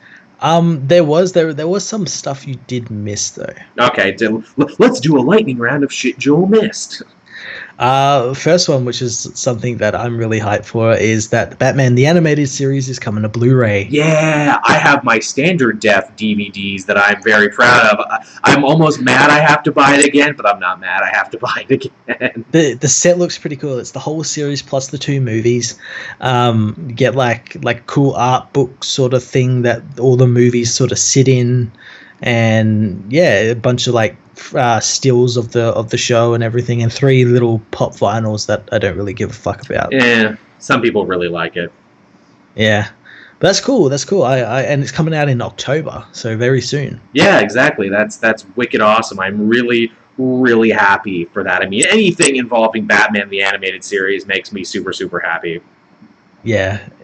I think it's going to be pretty awesome. And I hope they do the same with the Superman animated series and then the Justice Leagues and all that sort of stuff. I mean, that seems to be the trajectory. Superman in general, Superman the Animated Series gets much less love than Batman, which is unfortunate because it's really good. Yeah. It's really good. I hope all the commentaries are intact and all the behind the scenes, too, which I like so much. Yeah. In fact, they didn't announce it, but now totally would be the time to be like, hey, let's shoot a new documentary about the importance of Batman the Animated Series and how its effects are still being felt today. That would be pretty cool. Hey, DC Warner Brothers, hey, DC Fan Channel, invest in me, I'll go do it. I'll take my camera and fly around the country and talk to people about Batman the Animated Series and how important it was to all of us. That's what I'll do. Because I have nothing better to do with my time, don't you know? But yeah, what else did I miss on the great train of shit I missed? The DC animated movies all got announced for 2019. That's right. There was like 4 of them, wasn't there? There was, and to my surprise, there's actually some variety. Yeah, I know, right? They're not just all Batmans and all Justice League starring Batman. There actually is some shit going on here. Yeah, so first up we got Reign of the Superman, which follows up from Death of Superman. Which I haven't even watched yet. It's the first one I have literally not watched. I own it. I have not had a chance to watch it yet. I'm just like, I could watch that. I could punch myself in the nuts a little bit. I watched it, did not like it. I haven't liked the last several animated movies, and that kills me because I used to love all of them. Yeah, no, the Death of Superman wasn't very good because they tried to mash it with the New 52 because their universe is the New 52 for some reason. And still is, even though the comics abandoned it, which is why you don't do dumb shit like that. Yeah, so like, it's very strange and it doesn't run well. It doesn't. Yeah. Heartbreaking. Here's hoping, because DC Comics got their shit back together in DC Rebirth. I'm really hoping the animation gets their shit back together too. Let's hope. Let's hope. That was another thing. The show had like pretty awful animation and awful voice acting. They cast Rainn Wilson as Lex Luthor. Why? Who the fuck does that? Again, it's like, look, I know you can't get like Clancy Brown every time. I know you can't get the actors you want every time. They're busy and on schedules. Get Michael Rosenbaum back. I'm sure he'd be happy to do it. Yeah, get the people who are happy to do it. Literally have them phone in their performances if they have to. Get a consistent crew. That's the problem. I think they want to make shows, but they can't make shows anymore, so they have to make movies. Yeah. Because they're cheap and easy to make. Yeah, which is unfortunate, because it never used to be. Like, from Flashpoint Paradox onward, you can see the money get halved and halved again and halved again on every new thing. And it's like, guys, if you keep doing it, it's going to be stick puppets by the end of it. Just rough animatics. Yeah. But, so yeah, the variety we've got Batman Hush, which makes sense. That seems to be the next story, because they've done pretty much all the major Batman stories everyone knows. So, yeah, and is that going to be in the New 52? I hope not. Yeah, it probably will be. Is it going to be like Gotham by Gaslight? Are they actually going to keep the mystery intact? Or is Tommy Elliott not even going to be in this, and they're going to completely fuck up the mystery? Oh, Jim Gordon was actually Hush all along. I'm still mad about Gotham by Gaslight, because that should have been so good, and yet they ruined that. Yeah. How do you do an adaptation of a murder mystery and you don't even have the murderer from the story in the movie? God damn it. What else was there? There was Wonder Woman Bloodlines, which is the New 52 Brian Azzarello story. Yeah, I don't know how to feel about that. I don't know either, especially because the animated Wonder Woman movie is one of the best animated movies they did. It was so good, it should have been a live-action movie. It was so good that we did a commentary on it. We did. That's how much Matt and I both loved that one. I don't really like the Azzarello years. I know it got a lot of people into reading Wonder Woman, but they junked it pretty goddamn quick, didn't they? Yeah, is this the one where she has the guns? Yes, I think so. Oh, no. I know. No. This seems too edgy 5me. I know you're probably doing it because, like, oh, it's a Wonder Woman story that's more accessible. There's like a dozen better Wonder Woman stories you could do. Do the Hecate, do any of the other really good ones that could fit into this universe. Do anything from the Gail Simone run, the Rucka run. Don't do this. Yeah. That's unfortunate. Oh, hey, speaking of Gail Simone, did you hear she was named new Chief Creative Officer of Lions Forge Comic Studio? I did. That's pretty cool. Yeah, she's helping run a company now. Like, I was kind of aware of Lions Forge because they've been around, and I see, their stuff retweeted and everything. They have a new D&D comic called Rolled and Told, and I'm like, oh, that's pretty funny. That's pretty cute. I went from like, oh, I'll have to look at that to, oh, Gail Simone's like having a lot of input in this universe. She's the creative czar. Okay, Joel needs to start reading Lions Forge now. They're really nice too, and they're like a small company and everything. So go help the little guy. Power to the people, power to the indies. Yeah. And everything. Don't say Joel only loves the big two. Well, the big two pay his bills, so he loves them a little bit. Again, I'd love to do more indie content, but I'd also like to pay my rent and get groceries too. Yeah, that's good. Yeah, and sadly the indies don't do that for me. But what were the other ones that I missed for those new animated movies? Did you just as a whole? Did you want to talk about the DC TV stuff, like the Flash, all that sort of stuff? I didn't get a chance to watch those. Were those out? They did release Comic-Con trailers for them. That you're not really missing much because most of them, like the Young Justice, are just like recaps of the series. They got little things like in the Flash one. We see a bit more with Flash's daughter from the future that we saw at the end of the last season. Right. I forgot that's how that one ended. Yeah, a little bit more about that. He gets the ring cool. with the Flash suit in it, which we see briefly in the trailer. The villain is going to be Cicada, apparently. That flies over my head. I'm usually great with obscure DC villains. I think he might look different in the show. He's like he's got a hood and a mask and all this sort of stuff. A cicada is a tree. Is he a tree man? A cicada is an insect. Oh, I thought it was a tree. No, that's right. Cicadas are those things that live underground by trees and pop up and shed their skin and everything. Yeah. So he's like the Fly. He's fighting Jeff Goldblum now. Oh god, that's terrifying. Yeah, love it. The Legends one was, I guess, more of the same. It sort of played up the Legends actually. Yeah, it played up the fact that John Constantine's going to be on the team now, and they're going to deal with magic this season, which I like. The trailer kind of led you on this thing where it's like, yeah, we defeated a dark demon lord and we're, big, serious, respected heroes. And I'm like, no, Legends, don't start taking yourself seriously now. You're fun because you're silly, only for them to smack it down and be like, no, we're still losers. I like Ray Palmer's line in that. It's like, hey, we have fans. It's small, but we have fans. We have fans. I love they're even leaning into that. We're the least popular of the CW shows. Which sucks because they're like the best. They're the ones that had the most improvement, and it's funny because that also includes Black Lightning, which is the newest one, and Black Lightning already has more vocal fans than Legends does. Yeah. The Arrow one I looked up. Apparently, Longbow Hunters is going to be coming, and they seemingly are adapting that Supermax movie. Oh.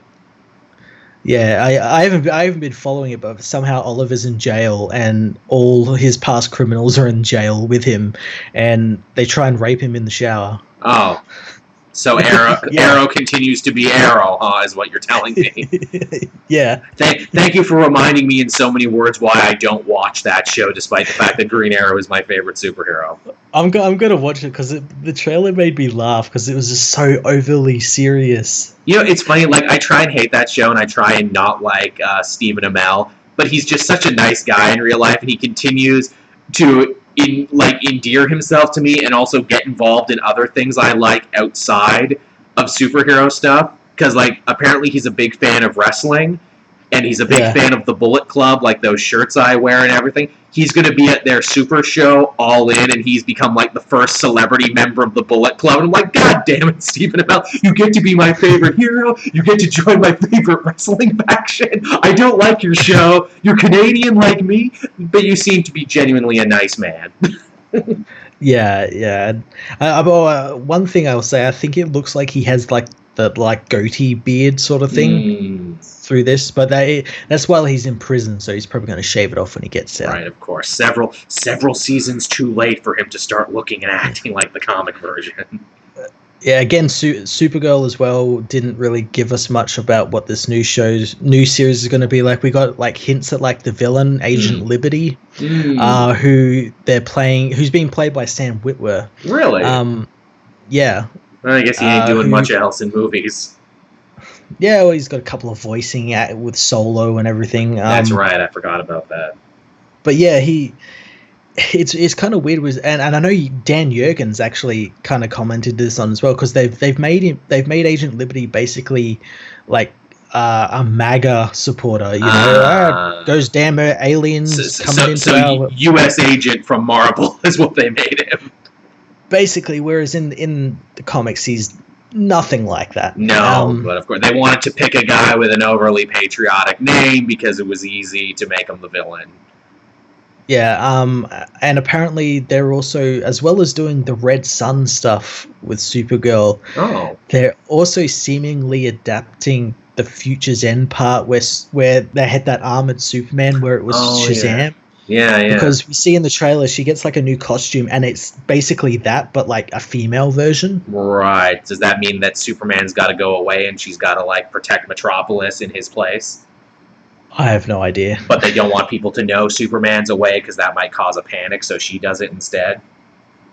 You'd immediately know because it's definitely a woman in that costume. Yeah, it's a little harder to do in that universe. Man, I don't know about you guys, but Superman, he's got a rockin' ass now. What happened? Damn it, Jerry! Oh my God, it's Dick Grayson. Dick Grayson is the new Superman. I knew it. See, there's so many places they could go for comedic mismatching. As the chat reminds us too, Batwoman is also coming to the CW universe. They didn't have any new trailers or knew anything for it, but yes, it is coming, and we technically knew that from before. And again, I think that's like, because I know they announced a series for Batwoman. I'm like, you're kind of counting your eggs before they've hatched. You don't know how she's going to be liked in that crossover. She could be like the worst character ever. It's true, but then again, they've been batting pretty good with it. They did it with Barry. Yeah. People liked Barry enough. They did it with Vixen, though the Vixen show didn't lead to anything. They did it with the Ray, but he just got an animated thing. I guess they did it with the Atom, too, because he's technically a spin-off character, too, and all those other ones are. I can understand them doing that. They've been lucky so far, but let's see if people are willing to accept a Batwoman, because that's the thing. For most non-comic readers, they have no idea who Batwoman is. Yeah, and again, like most comic book readers will be like, oh, if they turned Batman into a woman. Yeah. It's like, no, Kane, not Wayne, different name. Same family, though, but different name. I wonder if she'll mention my cousin Bruce or my Aunt Martha. Oh, maybe. Well, they need to establish that there is a Batman that she became Batwoman from. Exactly. She didn't just becomes Batwoman, She becomes Batwoman because there is a Batman. It's a Venom Spider-Man situation where it's like you can't have one without the other. Try though you might. Yeah. I think a Batwoman show would be good, even though I have to ask myself, where it's like, well, wait, who's she going to fight, though? Because Arrow's already fought all the D-list Batman villains. Are they just going to all move to Gotham now? Yeah. They're all going to get on the train and be like, that Oliver Queen beat us up, but I like our chances here in Gotham, boys. Oh, no, we're getting beaten up again. I like Batwoman does have villains of her own, but they're actually more magical and paranormal. Yeah. There's like Mr. Bone and the Crime Bible and all of that other stuff. That would be good. You could build a whole season around the Crime Bible. Ooh, and if you have her in a show, that means you could have her girlfriend, Renee Montoya, which means you could have the Question at some point. Wouldn't that be nice to have the Question on television? I would like that very much, to have the Question on television. Yeah. Which, it's funny, she was also in a relationship with Maggie Sawyer, but I guess they can't do that now because the Supergirl show is already doing it, and that's another universe. Well, the thing is, Maggie Sawyer in that universe is, like, gone. Really? Yeah, she, like, buggered off. Oh. She was in, a relationship with Alex Danvers and then, like, kind of left. And she's, like, gone now. That's unfortunate. Well, maybe she can show up in this show and be like, yes, because they've already shown that, like, the same people can live on different Earths but be two different people, so they could do that. Yeah. I'd like that. My Cousin Bruce sounds like a sitcom, says the chat. Yeah, it is. And now back to My Cousin Bruce. Bruce, the mayor's coming for dinner and you didn't put pants on. Oh, I'm sorry, Katie. Oh, no, we need Batman and Bruce Wayne in the same room. What do we do? What are we gonna do? Oh, and then you have Jacob Kane as, like, the Red Foreman. I don't know, Bruce, but I know I'm gonna break my foot off in your candy ass any moment. I was in the Korean War, or the Nam, or I don't know. I was in some war sometime. I'll lead a clandestine operation of assassins. But because it's a sitcom, it's just like a neighborhood watch association. You're all my colony now. Yeah, he thinks there's a bit more than that, but yeah, it's just neighborhood watch. We just want to make sure kids don't kick over trash cans and spray paint. We're gonna be running Black Ops 24/7, everybody. Real dark shit. You will have nightmares. You will question there being a god. Okay. Man, the more we joke about My Cousin Bruce, the more I think we got a pitch here for a show. Oh, that bad boy Jason Todd revving his motorcycle again in the alley. I think he stole the tires off my car. And Jason Todd's just played by Henry Winkler. Oh, yeah. Hey. All these years later, he's old. That's part of the plot. Hey, Mr. W, what's going on? Can I borrow some money? See me in my office. Jesus Christ, the more we talk about it, the more I love it. What other news did I miss? We talked about the animated movies. We talked about the CW shows. I think that's pretty much it. There was a ton of new Star Wars stuff that got announced. Yeah, like books and stuff. Yeah, we're getting like a Obi-Wan and Qui-Gon book, a Padme book, something written by Tom Taylor. Don't know what yet. Something to do with the Resistance or something. I'm sure a lot of people are like, well, why wasn't there more Marvel movie news at this Comic-Con? They have D23 now, guys, in October. And they don't want to announce anything until after Avengers 4, as Kevin Feige has said. Mm-hmm. Which I know some people were hurt. It's like, well, I thought we'd see Captain Marvel. I thought we'd see some screens from Avengers or something. And again, it's like, as crazy as it sounds, a decade in, Marvel and Disney don't need Comic-Con anymore.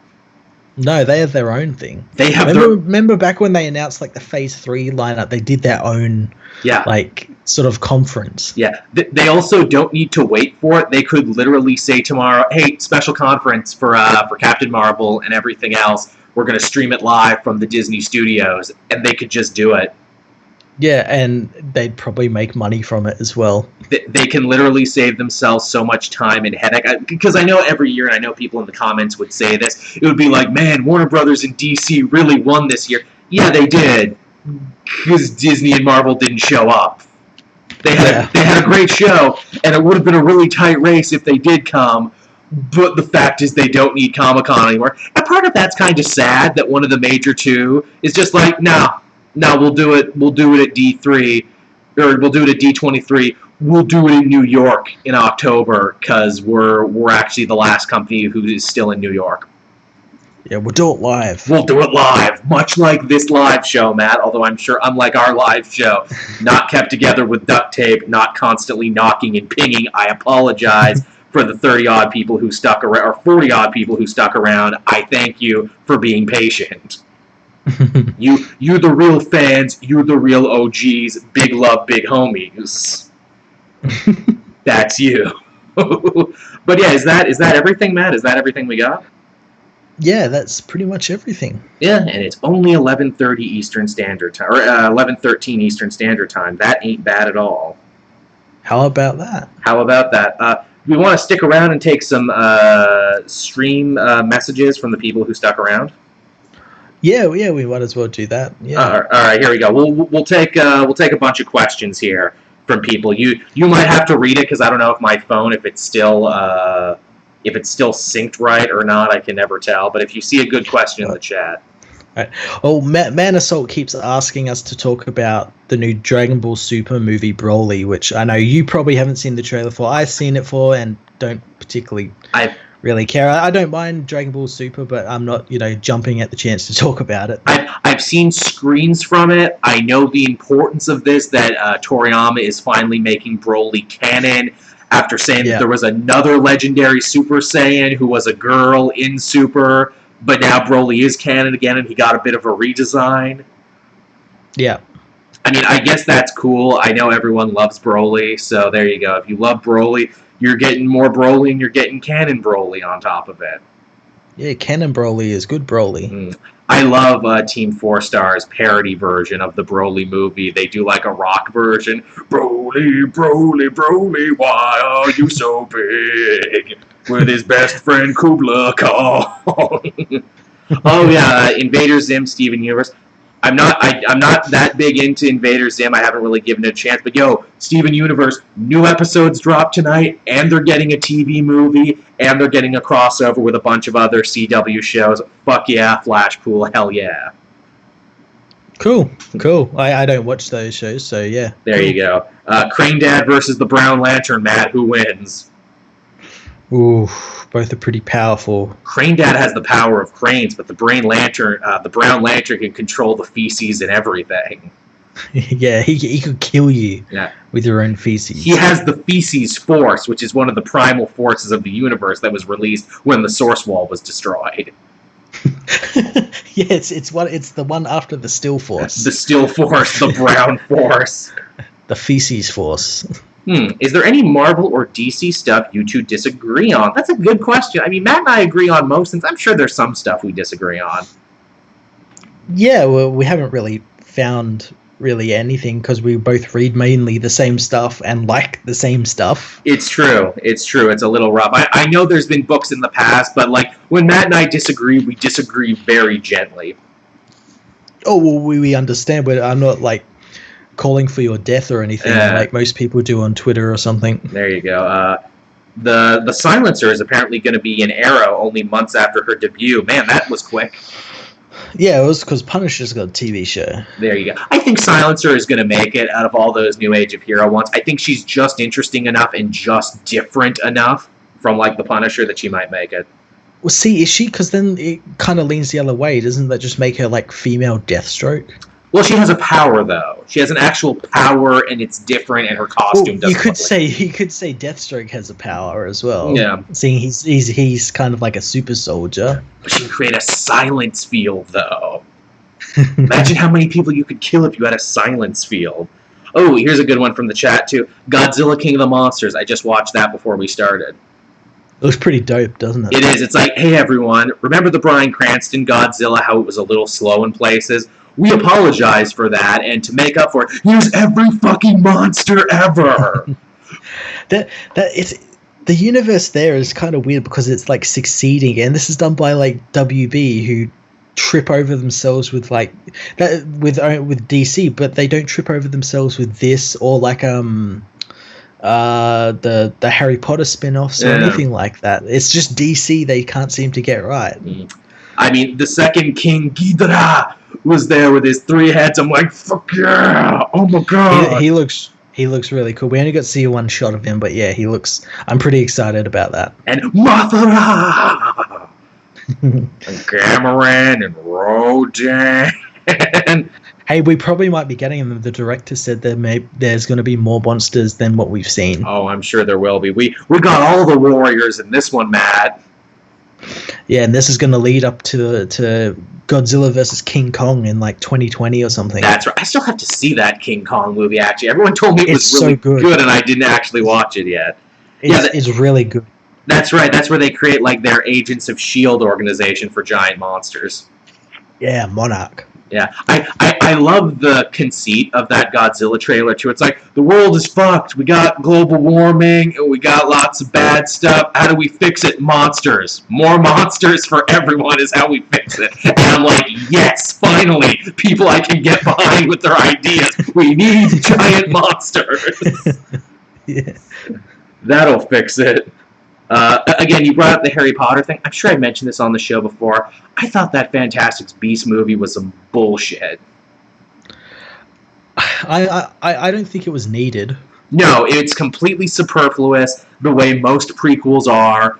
Newt Scamander is a stupid name for a stupid character who feels like a mishmash of every like Doctor Who fan fiction trope of like, I'm so charmingly befuddled, and I have mysterious motivations which you won't know for the whole movie, and like also the villain has mysterious motivations, so you spend like 2/3 of that movie going, what does anyone want? And for the sequel, they're like, but we have young Dumbledore and he recruits Newt. I'm like, no, Newt sucks. Just have a movie about young Dumbledore. If you seriously want that, just do it. Also, I like Newt is a Hufflepuff, and I'm like, you're goddamn right you're a Hufflepuff. You seem to be very passionate about this movie, Joel. I know, of this movie that I hate. And Dumbledore being like, you must help me, Newt. I'm like, Newt isn't good at anything. Yeah, why does he have to? I'm sure there's hundreds of other people. Unless they like want to lean into that and be like, no, Dumbledore actually picked Newt because he was being a bit of a Professor Xavier. He's actually completely expendable, and that's why he picked him. You are so unamazing as a student. You could die and no one would care. You're scared of a desk. You're scared. That's actually part of. Have you seen the new trailer? Yes, I have. I'm scared of a desk. I'm scared of working in an office. And I'm like, even more reason why I hate you as a character. Also, why did you build a prequel around the dude who writes a book that the main characters read in the main series? Well, thing is, they don't actually technically they read it in the books, but in the movies, I think it's referenced only a couple of times. Yeah. If it was like a big thing in that, like they use it every now and then, like, oh, this is this monster and this monster, that would make sense. Like, where did this book come from? But the movies barely referenced it. It seems like such a back-assward way to build a prequel into your series. And also, I'm going to say this too: I don't like Harry Potter in America. No, it's weird. Part of the charm is the inherent Britishiness of Harry Potter. I say that as an uncultured North American. I like my teas and biscuits, and I like funny accents, and you don't get that in the American settings. And also Ezra Miller's in it, and it reminds me of the Flash and his stupid man bun. Did you see what he wore to the panel? I did actually. That was actually pretty fun. I did see that. Which, again, further strengthens my theory that he was not acting in Justice League. That's just how Ezra Miller is in real life. They just captured that, like, well, we told him to act, but he didn't. People in the chat saying, I knew Joel wanted to rant about Fantastic Beasts. Yeah, it's a weird button for me. Like, I'm not even that big a Harry Potter fan, but it just offends me as a writer where it's like, really? All the interesting places you could go with a prequel and this was what you chose? Maybe one day we'll have to do like a commentary on the first one. We might have to. We really, really might have to. All right, chat. Sorry I ranted there for a second. Anything else you wanted to talk about? Anything else? I know we were asking for your questions and I just went on my own fucking thing. Sorry. It's better that you at least didn't go on like some racial tirade or something. You went on a Harry Potter tirade. Yeah, that's my thing. That's my embarrassing rants on Twitter and social media, Harry Potter. Oh, Wade had a good one. Did you see the trailer for Netflix animated Dragon Prince from the head writer of Avatar? Yes, I did. Looks cool. I don't know about the animation. It's kind of got like this, Ruby meets like the new Berserk thing, but slightly better. Yeah. They're like trying to make it like a storybook, but they're also trying to make it CG at the same time. It looks like my bag. It's fantasy. There's dark elves. There's knights. There's big sword fights and everything. It's coming to Netflix. You know I'm going to see it. I'm looking forward to that Netflix show from Matt Groening, that Disenchantment. Yes, me too. That also looks cool. It comes out very soon too. It comes out in August. Yeah, and you know what's even funny? Last night when I was getting on Netflix, I noticed Final Space finally got uploaded to it, so I can finally watch it. Final Space got uploaded, and all of Anthony Bourdain's Parts Unknown. So again, everyone, oh nice! If you have not seen Final Space, it's only like 10 episodes. It's one of the best animated things of the year. It's funny, but it also goes places. It does that Rick and Morty thing of like, let's actually get super serious for a minute, and it's really well handled, and the musical choices are really good. And it's a TBS show. They pumped a bunch of money in, and it's actually getting a second season. Awesome. What else do we have here? Someone asked, what are your thoughts on the new Matt Groening show? I think it's going to be good. I like that it's basically the same art style as Simpsons and Futurama. Most of the same voice actors. And they even make a joke where it's like, first Groening did Springfield, then he did the far future, so let's do the obvious third one of going to the past. What else do we got going on? Anything else from the chat? Anything at all? We know it's getting a little late now. Again, thank you everyone for sticking around. Did we get any donations I need to call out and thank in the thing there, Matt? Where do I find that? It would be the utmost thing. If you see a name there, it will tell you. Actually, here, I'll say in the chat too, if you gave any money, if you gave any cheers or anything, please tell me so I can thank you. Again, the whole stream is being held together with duct tape and gum. I haven't had a chance to actually look at it. So I'm sorry. We have 2 cheers. Oh, yes. Okay. From who? Number 1 with 100 is Trappy Jenkins. Oh, Trappy, of course. Thank you, Trappy. Always appreciated.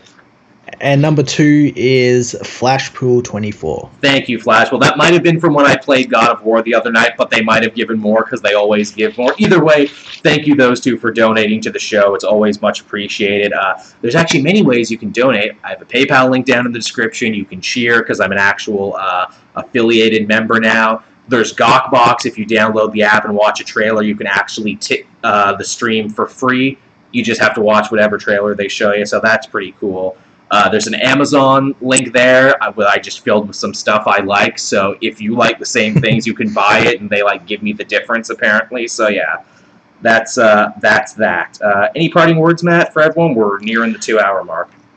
Yeah, as we kind of said at the start of the show, I'm going to be going away next week, so we've got some filler guests probably coming in. Yeah, I don't want to spoil it in case he has to back out at the last second, but I have a very interesting, very unexpected guest. He's a rising star on YouTube. Awesome. Logan Paul. No, fuck no. No, the other Logan who looks like him but isn't him. Yeah, geez, could you imagine if I was at that point where I could actually get one of these people? You know, he's apparently dating, Chloe Bennett from Agents of S.H.I.E.L.D. I did, and it got me really mad. Made me really upset. I'm like, wow, Chloe Bennett, I thought you were super cool, and now I don't think you're super cool anymore. I thought you had some respect for yourself. Yeah, really. Joel's going to be his own guest. Hey, Flashpool, you joke about that, but if I can't make this Skype thing work next week, then, maybe I will be my own guest, or maybe I'll have to hunt down an older version of Skype. There will be issues. Mark my goddamn words, there will be. No, it's not Wooly, but I'd like to get Wooly. Wooly would be fun. So, all right. Oh, yes, there's a new Vision book, too, coming from the lady who wrote the recent Mockingbird. You figure she's got to have a good pitch, because coming off the Tom King run, they wouldn't just give that book to anybody with a nothing pitch. That's true. That's true. Also, Vision's dying in the Champion books right now. He's shutting down. His code is corrupted, but he wants to die, because he's like, oh, I've learned so much about life, and life is only worth living because it's brief. No, cool. Yeah, some interesting stuff going on from there. But, so is that everything, Matt? Everything and all that we got that we need to talk about? We covered Comic-Con. Yeah. Felt pretty good. It was a good show. Yeah. It was a good show. Not a great show. I feel in years past my mind has been blown a lot more. Yeah, and I think it's mainly because we didn't have a Marvel and a Lucasfilm presence there, at Hall H. Exactly. It's like not everyone in geek culture was represented there. And even what we got with like WB and DC, they didn't actually announce anything new. No, it was all stuff that we knew was coming anyway. It was all stuff that we knew they were working on. There was no big surprise is what there was. The feeling of surprise was an issue.